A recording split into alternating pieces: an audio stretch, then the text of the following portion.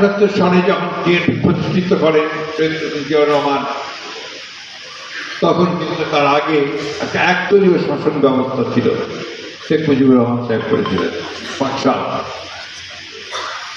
রাজনৈতিক পরিবর্তনের পরে জিয়া রহমান সাহেব যখন দায়িত্বে আসেন, তখন তিনি এই একদলীয় শাসন ব্যবস্থা 5 সাল থেকে বহুদলীয় গণতন্ত্রের প্রবর্তন করেন এবং আমরা মাল্টি পার্টি সিস্টেম অর্থাৎ আবার বহুদলীয় গণতন্ত্রে ফিরে যান।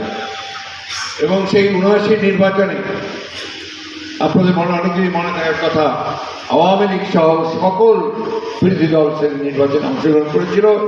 পার্লামেন্টে অনেকেরই সেদিন আসার সুযোগ হয়েছিল। সেই পার্লামেন্টকে বলা হয় বাংলাদেশের সর্বশ্রেষ্ঠ পার্লামেন্ট। প্রিয় সহকর্মী ভাইয়েরা, আমাদেরকে এই কঠিন যে পরীক্ষা, গণতন্ত্রের উত্তরণের যে পরীক্ষা, সেই পরীক্ষায় আমাদেরকে উত্তীর্ণ হতে হবে। আমাদের সমস্ত বাংলাদেশের মানুষকে ঐক্যবদ্ধ করে গণতন্ত্রের পথে এগিয়ে যেতে হবে। গণতন্ত্রই হচ্ছে একমাত্র ব্যবস্থা, যে ব্যবস্থা সব ধরনের মানুষের বিকাশের সুযোগ করে দেয়। সকল মত প্রকাশের স্বাধীনতা থাকে, পার্লামেন্টে নিজের কথা বলার সুযোগ থাকে, পত্র পত্রিকায় নিজেরা কথা বলতে পারেন, সংবাদপত্রের স্বাধীনতা নিশ্চিত হয়, ও একই সঙ্গে বিচার বিভাগের স্বাধীনতা নিশ্চিত হয়।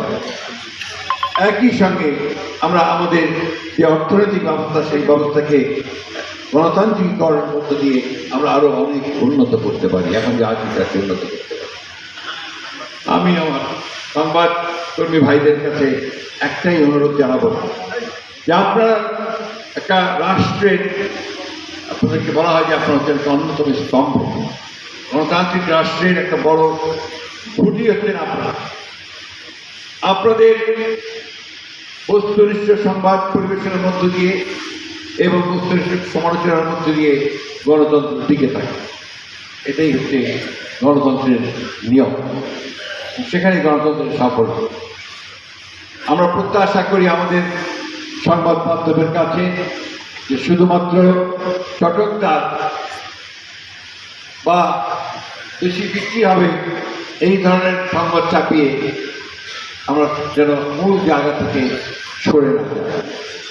আরেকটি বড় মাধ্যম আজকাল কাজ করে আপনারা জানেন, সেটা হচ্ছে আপনার সামাজিক মাধ্যম অর্থাৎ সোশ্যাল মিডিয়া।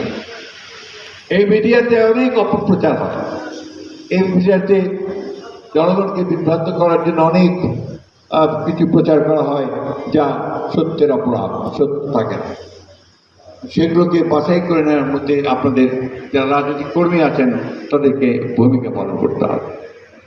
বন্ধুগণ, আগামী নির্বাচনে সেই জন্যে আমরা বাংলাদেশ জাতীয়তাবাদী দল, আপনারা জানেন যে আমরা যে মূল লক্ষ্য নিয়ে এই নির্বাচনে অংশ নিচ্ছি তা হচ্ছে গণতন্ত্রকে সত্যিকার অর্থেই প্রতিষ্ঠা করা, গণতন্ত্রকে প্রাতিষ্ঠানিক রূপ দেয়া এবং গণতন্ত্রের সমস্ত ইনস্টিটিউশনগুলোকে, প্রতিষ্ঠানগুলোকে শক্তিশালী করা। এবং সেই লক্ষ্যে আমরা কাজ শুরু করেছি। আমরা ইতিমধ্যে আমাদের ভারপ্রাপ্ত চেয়ারম্যান তিনি আমাদেরকে নির্দেশনা দিচ্ছেন, সেইভাবে আমরা কাজ করছি। আমরা আমাদের সঙ্গে যারা সংগ্রাম করেছেন, লড়াই করেছেন গণতন্ত্র ফিরে আসার জন্য, তাদের সঙ্গে সেই সমস্ত রাজনৈতিক দলের সঙ্গে আমরা সুসম্পর্ক রাখছি এবং আশা করছি যে সবাই মিলেই আমরা এই গণতন্ত্রকে সামনের দিকে এগিয়ে নিয়ে যেতে পারব। আগামী 17 তারিখে শুক্রবারে আপনার এই সংস্কার কমিশন যে গঠন করেছিল সরকার অর্থাৎ সাংবিধানিক পরিবর্তন, নানা পরিবর্তনগুলো নিয়ে, সেটা নিয়ে একটা যেগুলো আমরা একমত হতে পড়েছি সেইগুলোকে নিয়ে একটা সনদ প্রকাশিত হবে এবং সেই সনদে আমরা সমস্ত রাজনৈতিক দলের স্বাক্ষর করব। আর যেগুলোতে আমরা একমত হতে পারিনি তা নির্বাচনের পরে পার্লামেন্টে নির্ধারিত হবে এবং রাজনৈতিক দলগুলো এই বিষয়গুলোকে নিয়ে জনগণের সামনে উপস্থিত হবে। জনগণের মতামতের ভিত্তিতে সেই বিষয়গুলো নিষ্পত্তি হবে। একটি কথা খুব পরিষ্কার করে আমরা জানাতে চাই,